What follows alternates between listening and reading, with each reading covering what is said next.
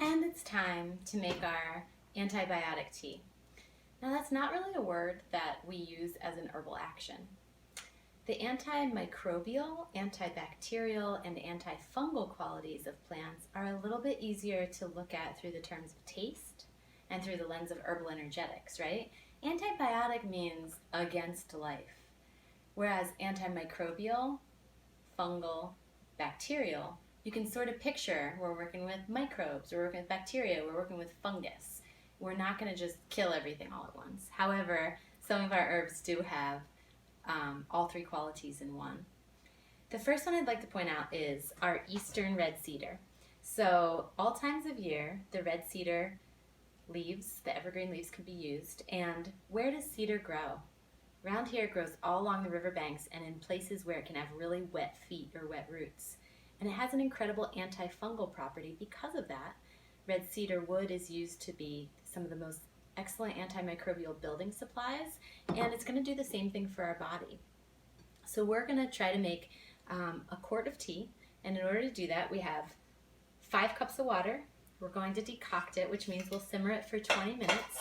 Most of the plants that we have here we will see are either roots or seeds or bark, or we have some leaves, but we're going to pop them in at the end. So I have 5 cups of water. You can see I've measured.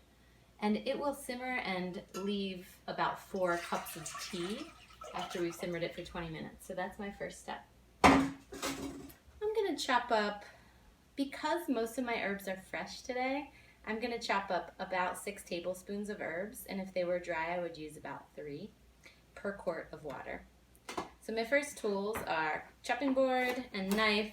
Create a nice tons of surface area so that with the decoction we can extract as much of this plant as we possibly can. I have these placed in terms of cooling all the way up to the most hot. So here's the plants that we're going to use. I've introduced you to the star of the show. Out west, this plant, western red cedar, is in the genus Thuja. And out east, it's in Juniperus. So it's a juniper, it produces a juniper berry. But it is an excellent medicine still, and we can find it everywhere. And it brings the evergreen into our life, which is really nice. And so I have about a tablespoon of the juniper. Juniperus actually is red cedar. And I'm going to pop that into my tea water. Next, I harvested a small echinacea root. You can see the root's been chopped up. The stem's going to be included. And at the very end, after I turn the heat off, I'm going to put the very finely chopped leaf into my pot because I want to use all the parts as much as I can. Echinacea is cooling and drying. Just like we're looking at most of these healing herbs are going to be drying right now for our antimicrobial, antibacterial, antifungal tea that gets our immune systems pumped for winter. And so we really need to watch it. If our constitution is dry, we need to use some more moistening factors, right? Okay, so I'm just going to taste this and see what taste would the echinacea be that would indicate it's so bitter. Let's see. That would indicate, I already did a spoiler, that would indicate that it is cooling and drying. Wow, this echinacea root is so potent. My tongue feels like it's dissolving like pop rocks, which I love about echinacea. You know, it's really hard to detect. This plant feels so hot to me. It's like practice over and over. It doesn't feel hot like garlic does. It does feel like, woo! It's not heat, it's stimulating. That's why echinacea works so well. It stimulates our immune system to turn on.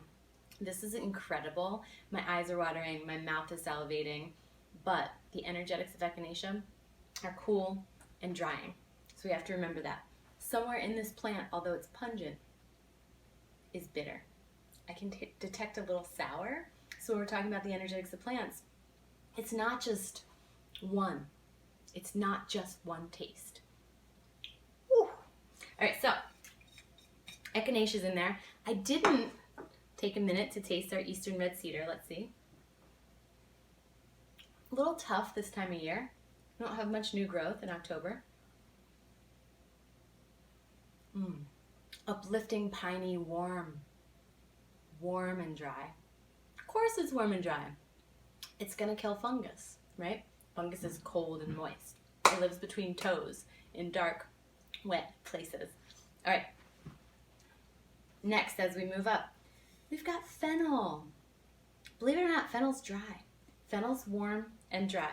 And fennel is going to be excellent if we've got a cough, because it's an expectorant as well. But if that cough is dry, we're going to want to watch out, right? Because this whole formula is going to be drying. So taste the fennel. We've already discussed this a little bit. It's a pungent herb, but it's sweet and pungent, so it's going to be building. So I have about a tablespoon of fennel. It's going to go in the pot. So far, 3 herbs, 3 tablespoons. Same energetic when we come to clove. Clove is also warming and drying. We add it to a lot of beautiful drinks this time of year as we head into winter. And clove is really going to bring inspiration into our lungs. We're going to use it for its pungency as well. I actually don't think I've ever tasted just a fennel seed by itself, but I'm going to do that for you right now. This plant is hot in my mouth. Okay. Wow. Clove feels hot. I mean, it's way hotter than fennel. Give this a try. This is so much fun. You guys have to try this experiment. I'm starting to sweat. My armpits are sweating. My neck feels like it's on fire. I might even start to whew. And I'm a dry person, so this is really bringing the heat above.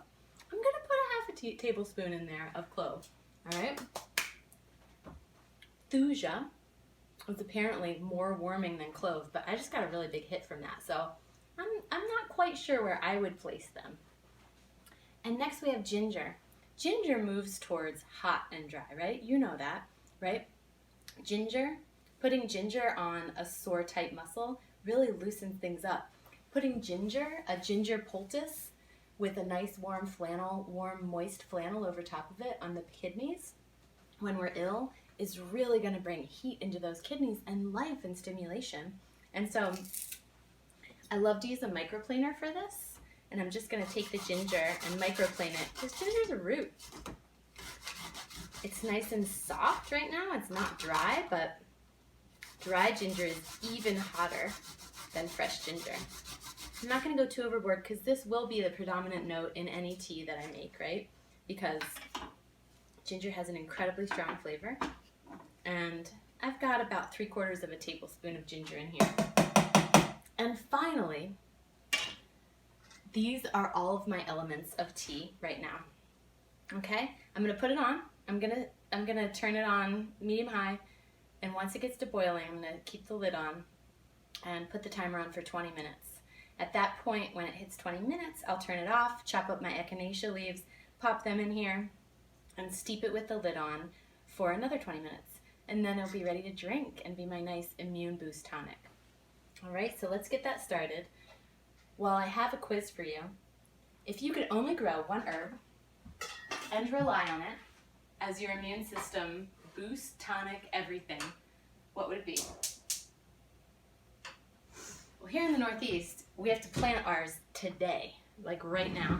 And absolutely, spot on, it's garlic. So I've been out planting my garlic, and so that it can come up in the spring and continue to grow next year. Some of you are lucky enough that you can actually plant it in the spring and it'll still grow. If I had one herb to use for immune system health, for emergency situations, it would be garlic. And it would be my most delicious indulgence, because all I'm going to do with the garlic is I'm going to chop it finely.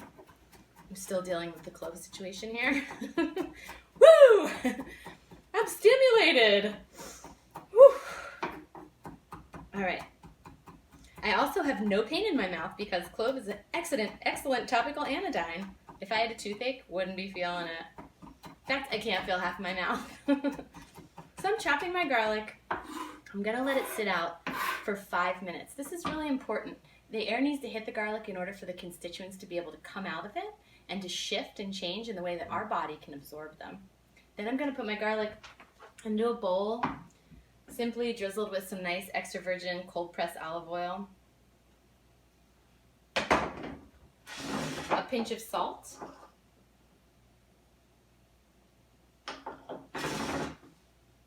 some delicious artisanal bread. 5 minutes have passed, and I'm going to put my garlic right into the olive oil. And it's time to dig in. Vegetables are excellent too if you're going for less carbs or gluten or anything like that. Just get the garlic into your system. It's pungent, it's going to help with lung health, it's going to be incredibly drying. So have your moist teas. If you want to add moistening herbs to this mix, cinnamon sticks, licorice root, chamomile, believe it or not, milky oats are all nice moistening herbs that we can add to the blend. I find licorice root is a really nice harmonizer, which is what all the books say, all the teachers say, that will bring a sweetness also.